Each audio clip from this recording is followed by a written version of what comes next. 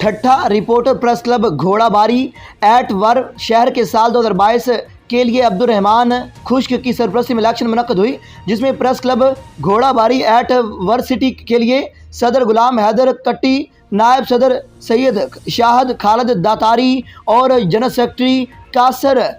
चांडियू, deputy general secretary Mukhtiar Jan Chandio, finance secretary Mir Murtaza Chandio मुंतखब हुए, जबकि वर्किंग कमेटी के लिए अब्दुल रहमान खुश्क, नियाज खोजा, संबुल